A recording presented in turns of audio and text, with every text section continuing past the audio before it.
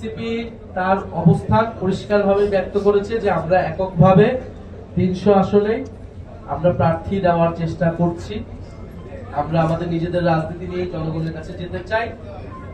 তবে আমাদের নির্বাচনী ইস্তিহার, আমাদের যে সকল দাবি রয়েছে সেই দাবি এবং আমাদের নীতি আদর্শের সাথে যদি কোনো দল বা কোনো শক্তি ঐক্যমত পোষণ করে, তাহলে তাদের সাথে আমাদের আলোচনা থাকতে পারে এবং সেক্ষেত্রে আমরা ওপেন রয়েছি।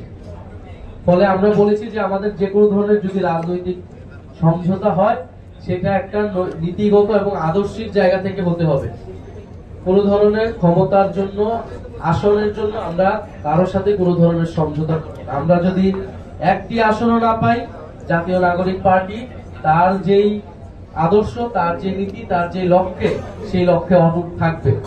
আপনাদের কাছে এবং দেশবাসীর কাছে আমাদের এই অঙ্গীকার আমরা আবারও পুনর্ব্যক্ত করছি।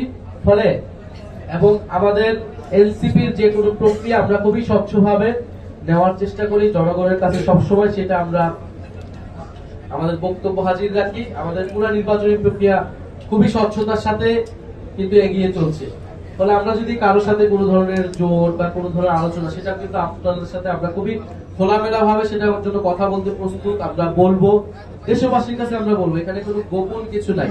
কিন্তু এক ধরনের মিডিয়া ট্রায়াল করা হচ্ছে, এর সাথে আলোচনা বা ওর সাথে আলোচনা। বাংলাদেশে 5ই আগস্ট পরবর্তী সময় কিন্তু আমাদের মধ্যে যত মতবিরোধ থাকুক না কেন, রাজনৈতিক দলগুলো কিন্তু একে অপরের সাথে আলোচনা করছে, বিভিন্ন প্রোগ্রামে যাচ্ছে, আলোচনা করছে, ইন্টারনাল ইনফরমাল নানা আলোচনায় কিন্তু আমরা অংশগ্রহণ করছি এবং এটাই কিন্তু একটা গণতান্ত্রিক সংস্কৃতির অংশ।